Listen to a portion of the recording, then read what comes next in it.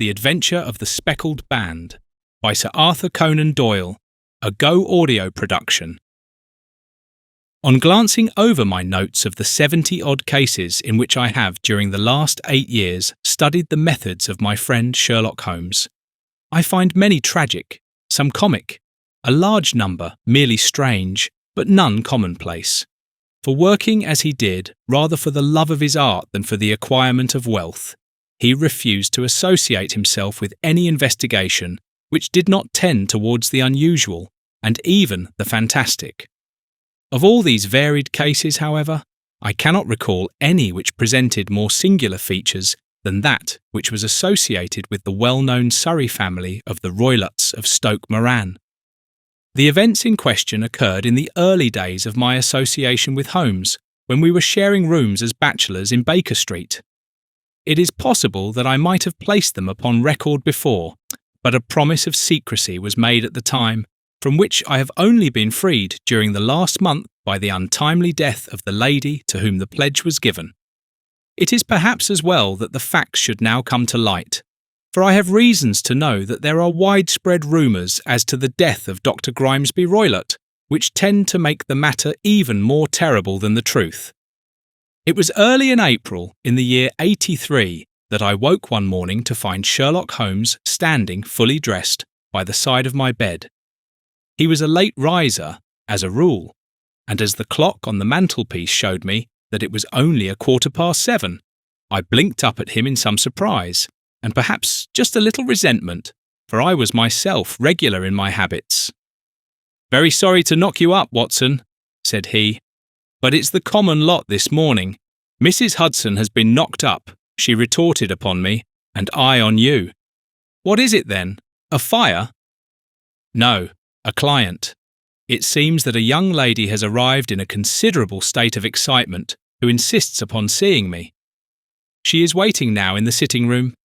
Now, when young ladies wander about the metropolis at this hour of the morning and knock sleepy people up out of their beds, I presume that it is something very pressing which they have to communicate. Should it prove to be an interesting case, you would, I am sure, wish to follow it from the outset. I thought, at any rate, that I should call you and give you the chance." "My dear fellow, I would not miss it for anything." I had no keener pleasure than in following Holmes in his professional investigations, and in admiring the rapid deductions, as swift as intuitions, and yet always founded on a logical basis with which he unravelled the problems which were submitted to him. I rapidly threw on my clothes, and was ready in a few minutes to accompany my friend down to the sitting-room.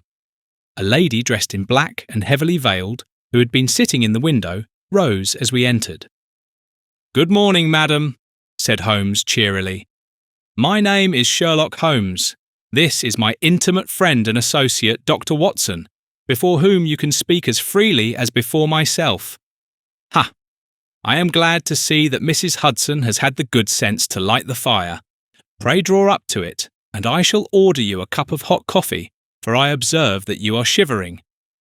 "It is not cold which makes me shiver," said the woman in a low voice, changing her seat as requested. "What then?" "It is fear, Mr. Holmes. It is terror." She raised her veil as she spoke, and we could see that she was indeed in a pitiable state of agitation, her face all drawn and grey, with restless, frightened eyes, like those of some hunted animal. Her features and figure were those of a woman of 30, but her hair was shot with premature grey, and her expression was weary and haggard. Sherlock Holmes ran her over with one of his quick, all-comprehensive glances. "You must not fear," said he soothingly, bending forward and patting her forearm. "We shall soon set matters right, I have no doubt. You have come in by train this morning, I see. You know me, then?"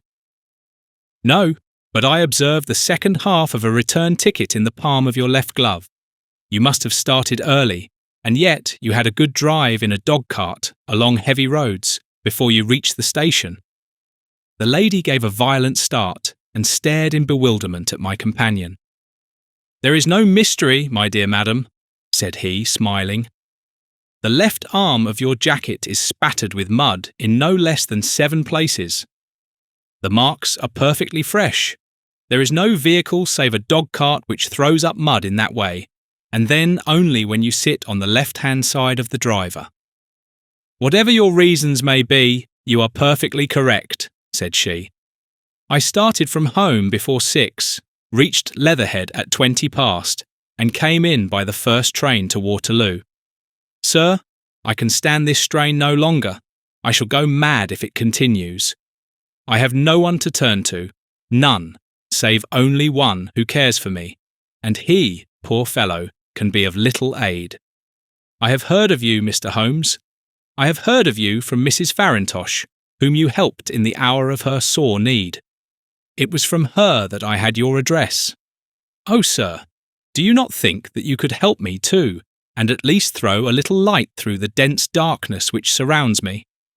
At present it is out of my power to reward you for your services, but in a month or 6 weeks I shall be married, with the control of my own income, and then at least you shall not find me ungrateful." Holmes turned to his desk and, unlocking it, drew out a small case-book which he consulted. "Farintosh," said he. "Ah, yes, I recall the case. It was concerned with an opal tiara. I think it was before your time, Watson. I can only say, madam, that I shall be happy to devote the same care to your case as I did to that of your friend.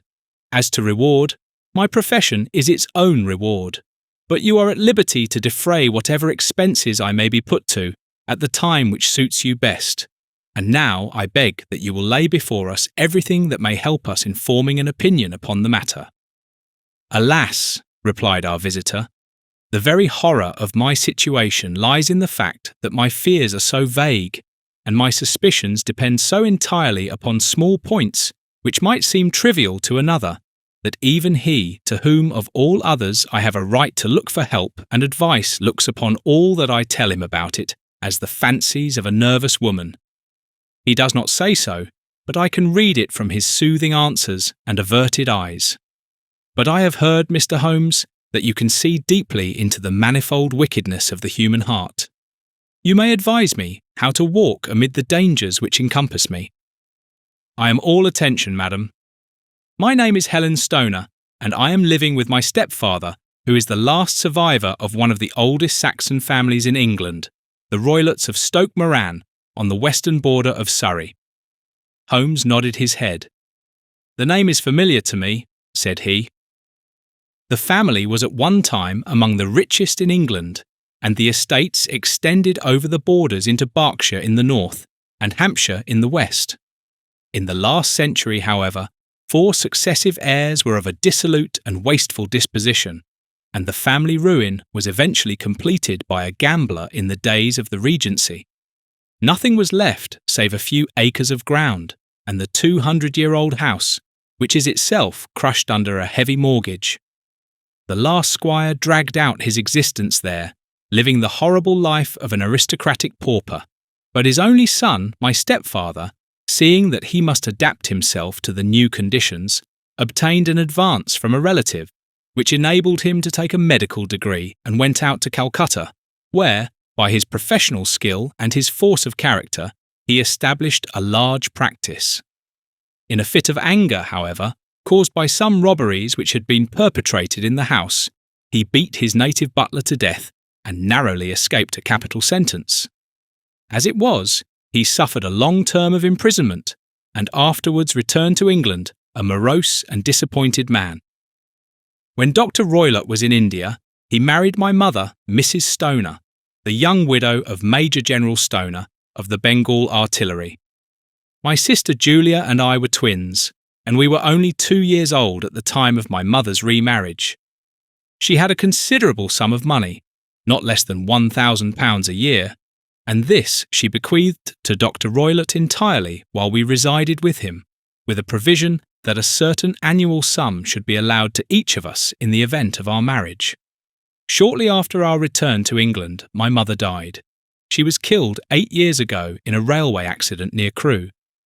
Dr. Roylott then abandoned his attempts to establish himself in practice in London, and took us to live with him in the old ancestral house at Stoke Moran. The money which my mother had left was enough for all our wants, and there seemed to be no obstacle to our happiness. But a terrible change came over our stepfather about this time. Instead of making friends and exchanging visits with our neighbours, who had at first been overjoyed to see a roylet of Stoke Moran back in the old family seat, he shut himself up in his house and seldom came out save to indulge in ferocious quarrels with whoever might cross his path. Violence of temper approaching to mania has been hereditary in the men of the family, and, in my stepfather's case, it had, I believe, been intensified by his long residence in the tropics. A series of disgraceful brawls took place, 2 of which ended in the police court, until at last he became the terror of the village, and the folks would fly at his approach, for he is a man of immense strength and absolutely uncontrollable in his anger. Last week he hurled the local blacksmith over a parapet into a stream, and it was only by paying over all the money which I could gather together that I was able to avert another public exposure. He had no friends at all save the wandering gypsies, and he would give these vagabonds leave to encamp upon the few acres of bramble-covered land which represent the family estate, and would accept in return the hospitality of their tents, wandering away with them sometimes for weeks on end. He has a passion also for Indian animals, which are sent over to him by a correspondent, and he has at this moment a cheetah and a baboon, which wander freely over his grounds and are feared by the villagers almost as much as their master. You can imagine from what I say that my poor sister Julia and I had no great pleasure in our lives. No servant would stay with us, and for a long time we did all the work of the house. She was but 30 at the time of her death, and yet her hair had already begun to whiten, even as mine has. Your sister is dead then? She died just 2 years ago, and it is of her death that I wish to speak to you. You can understand that, living the life which I have described, we were little likely to see anyone of our own age and position. We had, however, an aunt, my mother's maiden sister, Miss Honoria Westphale, who lives near Harrow, and we were occasionally allowed to pay short visits at this lady's house. Julia went there at Christmas 2 years ago, and met there a half-pay major of Marines, to whom she became engaged. My stepfather learned of the engagement when my sister returned and offered no objection to the marriage, but within a fortnight of the day which had been fixed for the wedding, the terrible event occurred which has deprived me of my only companion. Sherlock Holmes had been leaning back in his chair with his eyes closed and his head sunk in a cushion, but he half opened his lids now and glanced across at his visitor. "Pray be precise as to details," said he. "It is easy for me to be so, for every event of that dreadful time is seared into my memory. The manor house is, as I have already said, very old, and only one wing is now inhabited. The bedrooms in this wing are on the ground floor, the sitting rooms being in the central block of the buildings. Of these bedrooms, the first is Dr. Roylott's, the second my sister's, and the third my own. There is no communication between them, but they all open out into the same corridor. Do I make myself plain? Perfectly so. The windows of the 3 rooms open out upon the lawn. That fatal night, Dr. Roylott had gone to his room early, though we knew that he had not retired to rest, for my sister was troubled by the smell of the strong Indian cigars which it was his custom to smoke. She left her room, therefore, and came into mine, where she sat for some time, chatting about her approaching wedding. At 11 o'clock, she rose to leave me, but she paused at the door and looked back. "Tell me, Helen," said she, "have you ever heard anyone whistle in the dead of the night?" "Never," said I. "I suppose that you could not possibly whistle yourself in your sleep." "Certainly not. But why?" "Because during the last few nights I have always, about 3 in the morning, heard a low, clear whistle. I am a light sleeper, and it has awakened me. I cannot tell where it came from, perhaps from the next room, perhaps from the lawn. I thought that I would just ask you whether you had heard it." "No, I have not. It must be those wretched gypsies in the plantation." "Very likely, and yet if it were on the lawn, I wonder that you did not hear it also." Ah, but I sleep more heavily than you. Ah, well, it is of no great consequence at any rate. She smiled back at me, closed my door, and a few moments later I heard her key turn in the lock. Indeed, said Holmes. Was it your custom always to lock yourselves in at night? Always. And why? I think that I mentioned to you that the doctor kept a cheetah and a baboon. We had no feeling of security unless our doors were locked. Quite so. Pray proceed with your statement. I could not sleep that night. A vague feeling of impending misfortune impressed me. My sister and I, you will recollect, were twins, and you know how subtle are the links which bind two souls which are so closely allied. It was a wild night. The wind was howling outside, and the rain was beating and splashing against the windows. Suddenly, amid all the hubbub of the gale, there burst forth the wild scream of a terrified woman. I knew that it was my sister's voice. I sprang from my bed, wrapped a shawl round me, and rushed into the corridor. As I opened my door, I seemed to hear a low whistle, such as my sister described, and a few moments later, a clanging sound, as if a mass of metal had fallen. As I ran down the passage, my sister's door was unlocked and revolved slowly upon its hinges. I stared at it, horror-stricken, not knowing what was about to issue from it. By the light of the corridor lamp, I saw my sister appear at the opening, her face blanched with terror, her hands groping for help, her whole figure swaying to and fro like that of a drunkard. I ran to her and threw my arms round her, but at that moment her knees seemed to give way and she fell to the ground. She writhed as one who is in terrible pain, and her limbs were dreadfully convulsed. At first, I thought that she had not recognized me, but as I bent over her, she suddenly shrieked out in a voice which I shall never forget, "Oh my God, Helen! It was the band! The Speckled band!" There was something else which she would fain have said, and she stabbed with her finger into the air in the direction of the doctor's room, but a fresh convulsion seized her and choked her words. I rushed out, calling loudly for my stepfather, and I met him hastening from his room in his dressing gown. When he reached my sister's side, she was unconscious, and though he poured brandy down her throat and sent for medical aid from the village, all efforts were in vain, for she slowly sank and died without having recovered her consciousness. Such was the dreadful end of my beloved sister. "One moment," said Holmes. "Are you sure about this whistle and metallic sound? Could you swear to it?" "That was what the county coroner asked me at the inquiry. It is my strong impression that I heard it, and yet, among the crash of the gale and the creaking of an old house, I may possibly have been deceived." "Was your sister dressed?" "No, she was in her nightdress. In her right hand was found the charred stump of a match, and in her left a matchbox, showing that she had struck a light and looked about her when the alarm took place. That is important. And what conclusions did the coroner come to?" "He investigated the case with great care, for Dr. Roylott's conduct had long been notorious in the county, but he was unable to find any satisfactory cause of death. My evidence showed that the door had been fastened upon the inner side, and the windows were blocked by old-fashioned shutters with broad iron bars, which were secured every night. The walls were carefully sounded and were shown to be quite solid all round, and the flooring was also thoroughly examined, with the same result. The chimney is wide, but is barred up by 4 large staples.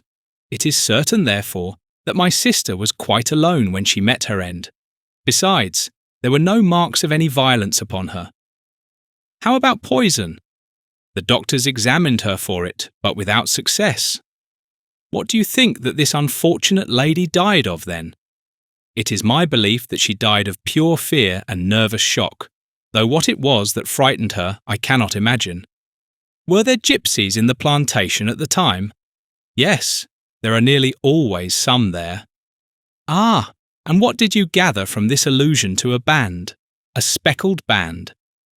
Sometimes I have thought that it was merely the wild talk of delirium, sometimes that it may have referred to some band of people, perhaps to these very gypsies in the plantation. I do not know, whether the spotted handkerchiefs which so many of them wear over their heads might have suggested the strange adjective which she used. Holmes shook his head like a man who is far from being satisfied. "These are very deep waters," said he. "Pray go on with your narrative." 2 years have passed since then, and my life has been until lately lonelier than ever. A month ago, however, a dear friend, whom I have known for many years, has done me the honour to ask my hand in marriage. His name is Armitage, Percy Armitage, the second son of Mr. Armitage, of Crane Water, near Reading. My stepfather has offered no opposition to the match, and we are to be married in the course of the spring. 2 days ago, some repairs were started in the west wing of the building, and my bedroom wall has been pierced, so that I have had to move into the chamber in which my sister died, and to sleep in the very bed in which she slept. Imagine, then, my thrill of terror when last night, as I lay awake, thinking over her terrible fate, I suddenly heard in the silence of the night the low whistle which had been the herald of her own death. I sprang up and lit the lamp, but nothing was to be seen in the room. I was too shaken to go to bed again, however, so I dressed, and as soon as it was daylight I slipped down, got a dog-cart at the Crown Inn, which is opposite, and drove to Leatherhead, from whence I have come on this morning with the one object of seeing you and asking your advice." "You have done wisely," said my friend. "But have you told me all?" "Yes, all." "Miss Roylott, you have not. You are screening your stepfather." "Why, what do you mean?" For answer, Holmes pushed back the frill of black lace which fringed the hand that lay upon our visitor's knee. 5 little livid spots, the marks of 4 fingers and a thumb, were printed upon the white wrist. "You have been cruelly used," said Holmes. The lady coloured deeply and covered over her injured wrist. "He is a hard man," she said, "and perhaps he hardly knows his own strength." There was a long silence, during which Holmes leaned his chin upon his hands and stared into the crackling fire. "This is a very deep business," he said at last. "There are 1,000 details which I should desire to know before I decide upon our course of action. Yet we have not a moment to lose. If we were to come to Stoke Moran today, would it be possible for us to see over these rooms without the knowledge of your stepfather? As it happens, he spoke of coming into town today upon some most important business. It is probable that he will be away all day, and that there would be nothing to disturb you. We have a housekeeper now, but she is old and foolish, and I could easily get her out of the way." "Excellent. You are not averse to this trip, Watson?" "By no means." "Then we shall both come. What are you going to do yourself?" "I have 1 or 2 things which I would wish to do now that I am in town, but I shall return by the 12 o'clock train, so as to be there in time for your coming." "And you may expect us early in the afternoon. I have myself some small business matters to attend to. Will you not wait and breakfast?" "No, I must go. My heart is lightened already since I have confided my trouble to you. I shall look forward to seeing you again this afternoon." She dropped her thick black veil over her face and glided from the room. "And what do you think of it all, Watson?" asked Sherlock Holmes, leaning back in his chair. "It seems to me to be a most dark and sinister business." "Dark enough, and sinister enough. Yet, if the lady is correct in saying that the flooring and walls are sound, and that the door, window, and chimney are impassable, then her sister must have been undoubtedly alone when she met her mysterious end. What becomes, then, of these nocturnal whistles? And what of the very peculiar words of the dying woman? I cannot think. When you combine the ideas of whistles at night, the presence of a band of gypsies who are on intimate terms with this old doctor, the fact that we have every reason to believe that the doctor has an interest in preventing his stepdaughter's marriage, the dying allusion to a band, and, finally, the fact that Miss Helen Stoner heard a metallic clang, which might have been caused by one of those metal bars that secured the shutters falling back into its place, I think that there is good ground to think that the mystery may be cleared along those lines. But what, then, did the gypsies do? I cannot imagine. I see many objections to any such theory. And so do I. It is precisely for that reason that we are going to Stoke Moran this day. I want to see whether the objections are fatal or if they may be explained away. But what in the name of the devil? The ejaculation had been drawn from my companion by the fact that our door had been suddenly dashed open and that a huge man had framed himself in the aperture. His costume was a peculiar mixture of the professional and of the agricultural, having a black top hat, a long frock coat, and a pair of high gaiters with a hunting crop swinging in his hand. So tall was he that his hat actually brushed the crossbar of the doorway, and his breadth seemed to span it across from side to side. A large face, seared with 1,000 wrinkles, burned yellow with the sun, and marked with every evil passion, was turned from one to the other of us, while his deep-set, bile-shot eyes and his high, thin, fleshless nose gave him somewhat the resemblance to a fierce old bird of prey. "Which of you is Holmes?" asked this apparition. "My name, sir, but you have the advantage of me," said my companion quietly. "I am Dr. Grimesby Roylott of Stoke Moran." "Indeed, doctor," said Holmes blandly. "Pray take a seat." "I will do nothing of the kind. My stepdaughter has been here. I have traced her. What has she been saying to you?" "It is a little cold for the time of the year," said Holmes. "What has she been saying to you?" screamed the old man furiously. "But I have heard that the crocuses promise well," continued my companion imperturbably. "Ha! You put me off, do you?" said our new visitor, taking a step forward and shaking his hunting crop. "I know you, you scoundrel. I have heard of you before. You are Holmes, the meddler." My friend smiled. "Holmes, the busybody." His smile broadened. "Holmes, the Scotland Yard Jack-in-Office." Holmes chuckled heartily. "Your conversation is most entertaining," said he. "When you go out, close the door, for there is a decided draught." "I will go when I have said my say. Don't you dare to meddle with my affairs. I know that Miss Stoner has been here. I traced her. I am a dangerous man to fall foul of. See here." He stepped swiftly forward, seized the poker, and bent it into a curve with his huge brown hands. "See that you keep yourself out of my grip," he snarled, and hurling the twisted poker into the fireplace, he strode out of the room. "He seems a very amiable person," said Holmes, laughing. "I am not quite so bulky, but if he had remained, I might have shown him that my grip was not much more feeble than his own." As he spoke, he picked up the steel poker and, with a sudden effort, straightened it out again. Fancy his having the insolence to confound me with the official detective force. This incident gives zest to our investigation, however, and I only trust that our little friend will not suffer from her imprudence in allowing this brute to trace her.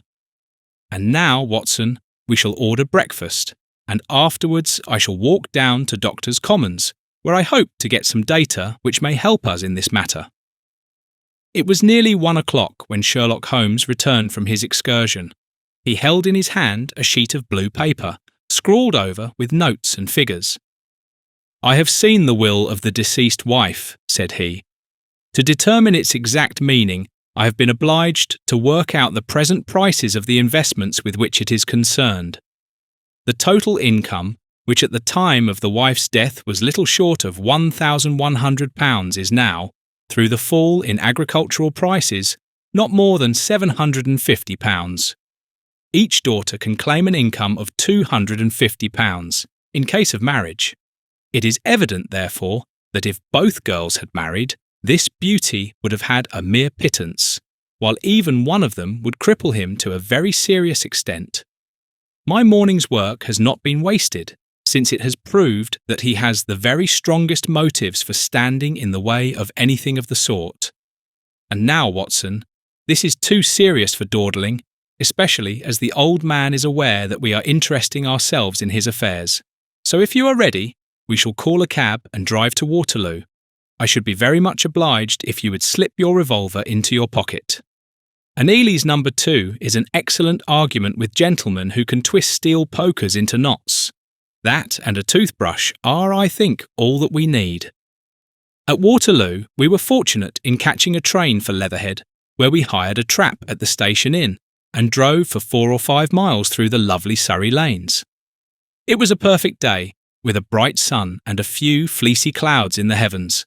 The trees and wayside hedges were just throwing out their first green shoots, and the air was full of the pleasant smell of the moist earth. To me, at least, there was a strange contrast between the sweet promise of the spring and this sinister quest upon which we were engaged. My companion sat in the front of the trap, his arms folded, his hat pulled down over his eyes, and his chin sunk upon his breast, buried in the deepest thought. Suddenly, however, he started, tapped me on the shoulder, and pointed over the meadows. "Look there," said he. A heavily timbered park stretched up in a gentle slope, thickening into a grove at the highest point. From amid the branches there jutted out the grey gables and high roof tree of a very old mansion. "Stoke Moran," said he. "Yes, sir, that be the house of Dr. Grimesby Roylott," remarked the driver. "There is some building going on there," said Holmes. "That is where we are going." "There's the village," said the driver, pointing to a cluster of roofs some distance to the left. "But if you want to get to the house, you'll find it shorter to get over this stile, and so by the footpath over the fields. There it is, where the lady is walking."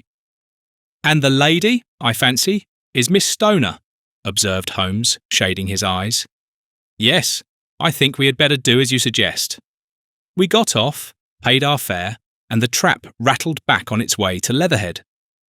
"I thought it as well," said Holmes as we climbed the stile, "that this fellow should think we had come here as architects, or on some definite business. It may stop his gossip. Good afternoon, Miss Stoner. You see that we have been as good as our word." Our client of the morning had hurried forward to meet us with a face which spoke her joy. "I have been waiting so eagerly for you," she cried, shaking hands with us warmly. "All has turned out splendidly. Dr. Roylott has gone to town, and it is unlikely that he will be back before evening." "We have had the pleasure of making the doctor's acquaintance," said Holmes, and in a few words he sketched out what had occurred. Miss Stoner turned white to the lips as she listened. "Good heavens!" she cried. "He has followed me, then?" "So it appears. He is so cunning that I never know when I am safe from him. What will he say when he returns?" "He must guard himself, for he may find that there is someone more cunning than himself upon his track. You must lock yourself up from him tonight. If he is violent, we shall take you away to your aunt's at Harrow. Now, we must make the best use of our time, so kindly take us at once to the rooms which we are to examine." The building was of grey, lichen-blotched stone, with a high central portion and 2 curving wings, like the claws of a crab, thrown out on each side. In one of these wings the windows were broken and blocked with wooden boards, while the roof was partly caved in, a picture of ruin. The central portion was in little better repair, but the right-hand block was comparatively modern, and the blinds in the windows, with the blue smoke curling up from the chimneys, showed that this was where the family resided. Some scaffolding had been erected against the end wall, and the stonework had been broken into, but there were no signs of any workmen at the moment of our visit. Holmes walked slowly up and down the ill-trimmed lawn, and examined with deep attention the outsides of the windows. "This, I take it, belongs to the room in which you used to sleep, the centre one to your sister's, and the one next to the main building to Dr. Roylott's chamber."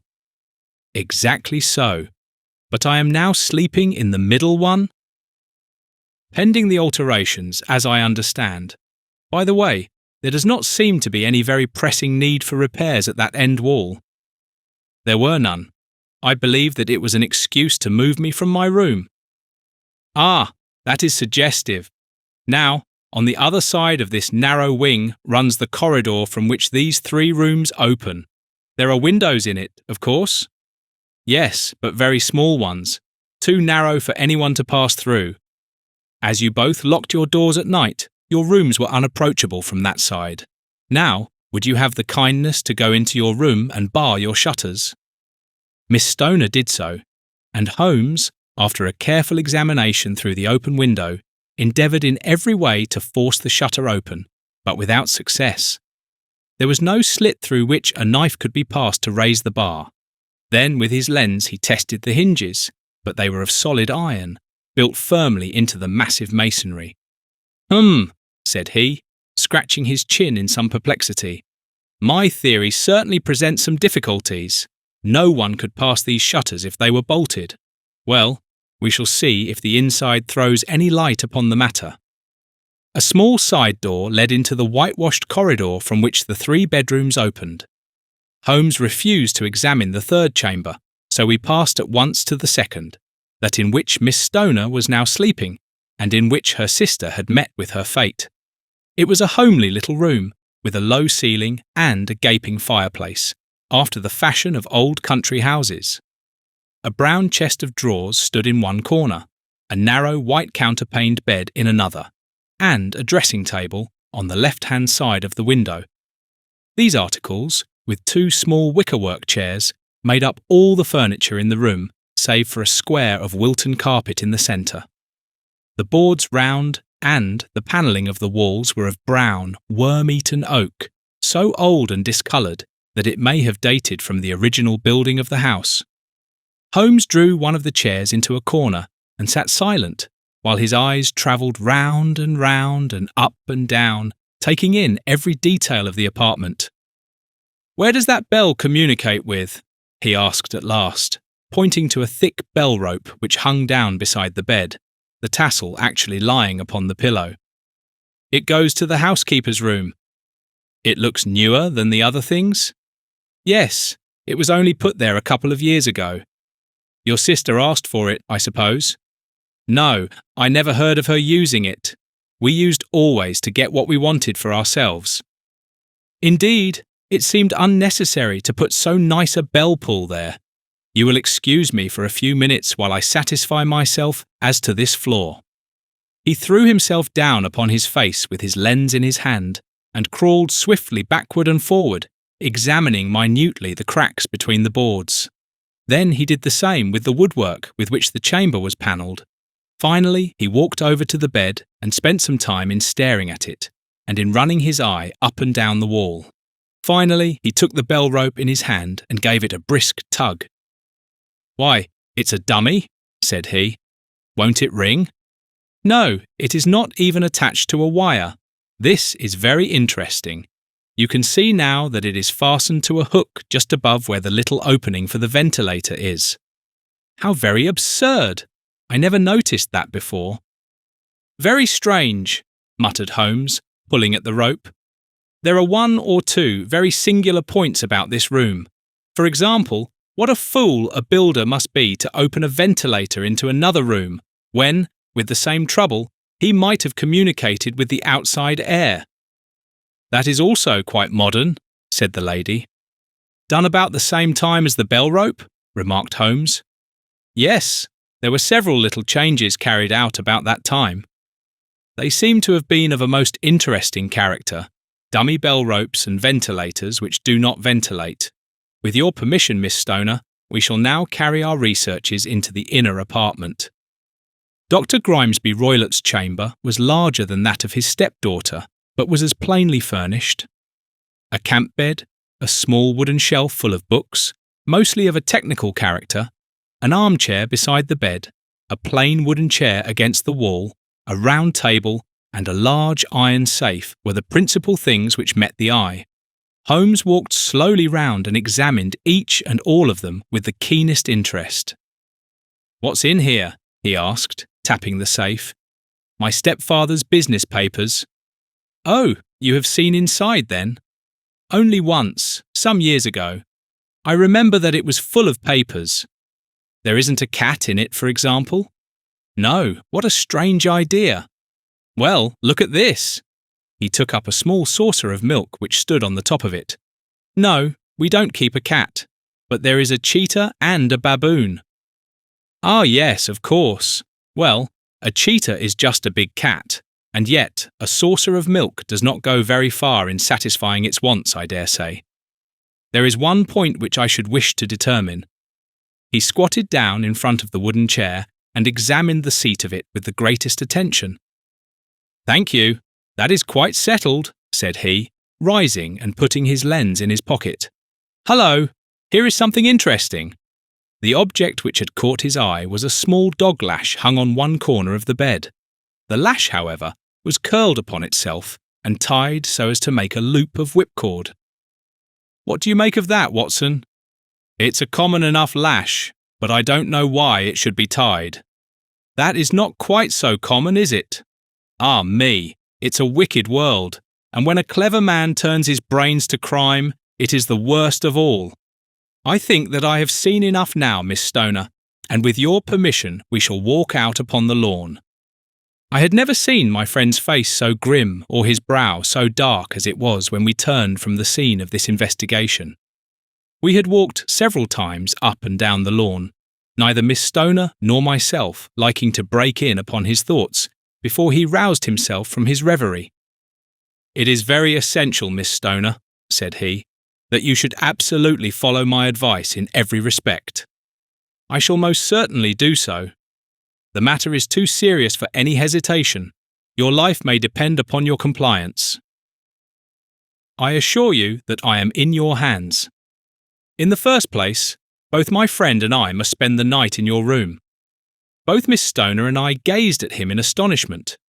"Yes, it must be so. Let me explain. I believe that is the village inn over there?" "Yes, that is the Crown." "Very good. Your windows would be visible from there?" "Certainly." "You must confine yourself to your room, on pretence of a headache, when your stepfather comes back. Then, when you hear him retire for the night, you must open the shutters of your window, undo the hasp, put your lamp there as a signal to us, and then withdraw quietly with everything which you are likely to want into the room which you used to occupy. I have no doubt that, in spite of the repairs, you could manage there for one night." "Oh yes, easily. The rest you will leave in our hands. But what will you do?" "We shall spend the night in your room, and we shall investigate the cause of this noise which has disturbed you." "I believe, Mr. Holmes, that you have already made up your mind," said Miss Stoner, laying her hand upon my companion's sleeve. "Perhaps I have. Then, for pity's sake, tell me what was the cause of my sister's death. I should prefer to have clearer proofs before I speak. You can at least tell me whether my own thought is correct, and if she died from some sudden fright." "No, I do not think so. I think that there was probably some more tangible cause. And now, Miss Stoner, we must leave you, for if Dr. Roylott returned and saw us, our journey would be in vain. Goodbye, and be brave, for if you will do what I have told you, you may rest assured that we shall soon drive away the dangers that threaten you." Sherlock Holmes and I had no difficulty in engaging a bedroom and sitting room at the Crown Inn. They were on the upper floor, and from our window we could command a view of the avenue gate and of the inhabited wing of Stoke Moran Manor House. At dusk we saw Dr. Grimesby Roylott drive past, his huge form looming up beside the little figure of the lad who drove him. The boy had some slight difficulty in undoing the heavy iron gates, and we heard the hoarse roar of the doctor's voice and saw the fury with which he shook his clenched fists at him. The trap drove on, and a few minutes later we saw a sudden light spring up among the trees as the lamp was lit in one of the sitting rooms. "Do you know, Watson," said Holmes as we sat together in the gathering darkness, "I have really some scruples as to taking you tonight. There is a distinct element of danger. Can I be of assistance?" "Your presence might be invaluable." "Then I shall certainly come." "It is very kind of you. You speak of danger. You have evidently seen more in these rooms than was visible to me." "No, but I fancy that I may have deduced a little more. I imagine that you saw all that I did." "I saw nothing remarkable save the bell rope, and what purpose that could answer, I confess, is more than I can imagine." "You saw the ventilator too?" "Yes. but I do not think that it is such a very unusual thing to have a small opening between two rooms. It was so small that a rat could hardly pass through. I knew that we should find a ventilator before ever we came to Stoke Moran. My dear Holmes. Oh yes, I did. You remember in her statement she said that her sister could smell Dr. Roylott's cigar. Now, of course, that suggested at once that there must be a communication between the two rooms. It could only be a small one, or it would have been remarked upon at the coroner's inquiry. I deduced a ventilator. But what harm can there be in that? Well, there is at least a curious coincidence of dates. A ventilator is made, a cord is hung, and a lady who sleeps in the bed dies. Does not that strike you? I cannot as yet see any connection. Did you observe anything very peculiar about that bed? No. It was clamped to the floor. Did you ever see a bed fastened like that before? I cannot say that I have. The lady could not move her bed. It must always be in the same relative position to the ventilator and to the rope, or so we may call it, since it was clearly never meant for a bell pull. Holmes, I cried, I seem to see dimly what you are hinting at. We are only just in time to prevent some subtle and horrible crime. Subtle enough and horrible enough. When a doctor does go wrong, he is the first of criminals. He has nerve and he has knowledge. Palmer and Pritchard were among the heads of their profession. This man strikes even deeper, but I think, Watson, that we shall be able to strike deeper still. But we shall have horrors enough before the night is over. For goodness' sake, let us have a quiet pipe and turn our minds for a few hours to something more cheerful. About 9 o'clock, the light among the trees was extinguished, and all was dark in the direction of the manor house. 2 hours passed slowly away, and then, suddenly, just at the stroke of 11, a single bright light shone out right in front of us. That is our signal, said Holmes, springing to his feet. It comes from the middle window. As we passed out, he exchanged a few words with the landlord, explaining that we were going on a late visit to an acquaintance, and that it was possible that we might spend the night there. A moment later, we were out on the dark road, a chill wind blowing in our faces, and one yellow light twinkling in front of us through the gloom to guide us on our sombre errand. There was little difficulty in entering the grounds, for unrepaired breaches gaped in the old park wall. Making our way among the trees, we reached the lawn, crossed it, and were about to enter through the window when out from a clump of laurel bushes there darted what seemed to be a hideous and distorted child, who threw itself upon the grass with writhing limbs and then ran swiftly across the lawn into the darkness. "My God!" I whispered. "Did you see it?" Holmes was for the moment as startled as I. His hand closed like a vice upon my wrist in his agitation. Then he broke into a low laugh and put his lips to my ear. "It is a nice household," he murmured. "That is the baboon." I had forgotten the strange pets which the doctor affected. There was a cheetah too. Perhaps we might find it upon our shoulders at any moment. I confess that I felt easier in my mind when, after following Holmes's example and slipping off my shoes, I found myself inside the bedroom. My companion noiselessly closed the shutters, moved the lamp onto the table, and cast his eyes round the room. All was as we had seen it in the daytime. Then, creeping up to me and making a trumpet of his hand, he whispered into my ear again so gently that it was all that I could do to distinguish the words, "The least sound would be fatal to our plans." I nodded to show that I had heard. "We must sit without light. He would see it through the ventilator." I nodded again. "Do not go asleep. Your very life may depend upon it. Have your pistol ready in case we should need it. I will sit on the side of the bed and you in that chair." I took out my revolver and laid it on the corner of the table. Holmes had brought up a long, thin cane, and this he placed upon the bed beside him. By it he laid the box of matches and the stump of a candle. Then he turned down the lamp, and we were left in darkness.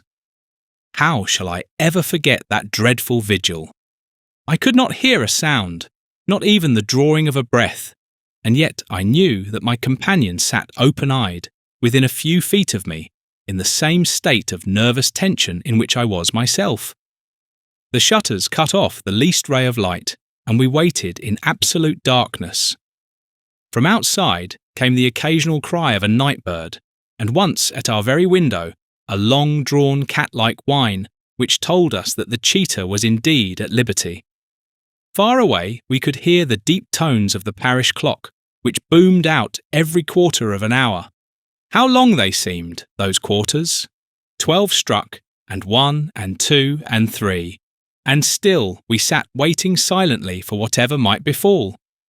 Suddenly there was the momentary gleam of a light up in the direction of the ventilator, which vanished immediately, but was succeeded by a strong smell of burning oil and heated metal. Someone in the next room had lit a dark lantern. I heard a gentle sound of movement, and then all was silent once more, though the smell grew stronger. For half an hour I sat with straining ears. Then suddenly another sound became audible, a very gentle, soothing sound, like that of a small jet of steam escaping continually from a kettle. The instant that we heard it, Holmes sprang from the bed, struck a match, and lashed furiously with his cane at the bell pull. "You see it, Watson?" he yelled. "You see it?" But I saw nothing. At the moment when Holmes struck the light, I heard a low, clear whistle, but the sudden glare flashing into my weary eyes made it impossible for me to tell what it was at which my friend lashed so savagely. I could, however, see that his face was deadly pale and filled with horror and loathing. He had ceased to strike and was gazing up at the ventilator when suddenly there broke from the silence of the night the most horrible cry to which I have ever listened. It swelled up louder and louder, a hoarse yell of pain and fear and anger, all mingled in the one dreadful shriek. They say that away down in the village, and even in the distant parsonage, that cry raised the sleepers from their beds. It struck cold to our hearts, and I stood gazing at Holmes, and he at me, until the last echoes of it had died away into the silence from which it rose. "What can it mean?" I gasped. "It means that it is all over," Holmes answered. "And, perhaps, after all, it is for the best. Take your pistol, and we will enter Dr. Roylott's room." With a grave face, he lit the lamp and led the way down the corridor. Twice he struck at the chamber door without any reply from within. Then he turned the handle and entered, I at his heels, with the cocked pistol in my hand. It was a singular sight which met our eyes. On the table stood a dark lantern with the shutter half open, throwing a brilliant beam of light upon the iron safe, the door of which was ajar. Beside this table, on the wooden chair, sat Dr. Grimesby Roylott, clad in a long grey dressing gown, his bare ankles protruding beneath, and his feet thrust into red, heelless Turkish slippers. Across his lap lay the short stock with the long lash which we had noticed during the day. His chin was cocked upward, and his eyes were fixed in a dreadful, rigid stare at the corner of the ceiling. Round his brow he had a peculiar yellow band, with brownish speckles, which seemed to be bound tightly round his head. As we entered, he made neither sound nor motion. "The band! The speckled band!" whispered Holmes. I took a step forward. In an instant, his strange headgear began to move, and there reared itself from among his hair the squat, diamond-shaped head and puffed neck of a loathsome serpent. "It is a swamp adder," cried Holmes. "The deadliest snake in India. He has died within 10 seconds of being bitten. Violence does, in truth, recoil upon the violent, and the schemer falls into the pit which he digs for another. Let us thrust this creature back into its den, and we can then remove Miss Stoner to some place of shelter, and let the county police know what has happened." As he spoke, he drew the dog whip swiftly from the dead man's lap, and throwing the noose round the reptile's neck, he drew it from its horrid perch, and carrying it at arm's length, threw it into the iron safe, which he closed upon it. Such are the true facts of the death of Dr. Grimesby Roylott of Stoke Moran. It is not necessary that I should prolong a narrative which has already run to too great a length by telling how we broke the sad news to the terrified girl, how we conveyed her by the morning train to the care of her good aunt at Harrow, of how the slow process of official inquiry came to the conclusion that the doctor met his fate while indiscreetly playing with a dangerous pet. The little which I had yet to learn of the case was told me by Sherlock Holmes as we travelled back next day. I had, said he, come to an entirely erroneous conclusion, which shows, my dear Watson, how dangerous it always is to reason from insufficient data. The presence of the gypsies, and the use of the word band, which was used by the poor girl, no doubt, to explain the appearance which she had caught a hurried glimpse of by the light of her match, were sufficient to put me upon an entirely wrong scent. I can only claim the merit that I instantly reconsidered my position when, however, it became clear to me that whatever danger threatened an occupant of the room could not come either from the window or the door. My attention was speedily drawn, as I have already remarked to you, to this ventilator and to the bell rope which hung down to the bed. The discovery that this was a dummy and that the bed was clamped to the floor instantly gave rise to the suspicion that the rope was there as a bridge for something passing through the hole and coming to the bed. The idea of a snake instantly occurred to me, and when I coupled it with my knowledge that the doctor was furnished with a supply of creatures from India, I felt that I was probably on the right track. The idea of using a form of poison which could not possibly be discovered by any chemical test was just such a one as would occur to a clever and ruthless man who had had an Eastern training. The rapidity with which such a poison would take effect would also, from his point of view, be an advantage. It would be a sharp-eyed coroner indeed, who could distinguish the two little dark punctures which would show where the poison fangs had done their work. Then I thought of the whistle. Of course he must recall the snake before the morning light revealed it to the victim. He had trained it, probably by the use of the milk which we saw, to return to him when summoned.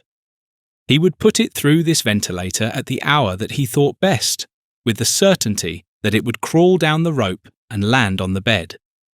It might or might not bite the occupant. Perhaps she might escape every night for a week, but sooner or later she must fall a victim.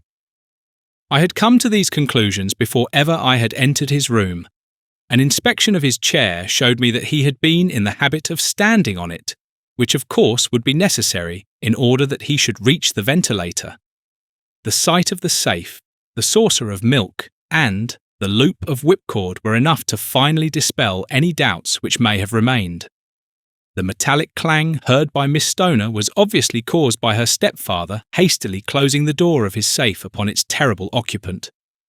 Having once made up my mind, you know the steps which I took in order to put the matter to the proof. I heard the creature hiss, as I have no doubt that you did also, and I instantly lit the light and attacked it, with the result of driving it through the ventilator, and also with the result of causing it to turn upon its master at the other side. Some of the blows of my cane came home and roused its snakish temper, so that it flew upon the first person it saw. In this way, I am no doubt indirectly responsible for Dr. Grimesby Roylott's death, and I cannot say that it is likely to weigh very heavily upon my conscience. You were listening to The Adventures of Sherlock Holmes, Chapter 8, The Adventure of the Speckled Band, by Sir Arthur Conan Doyle.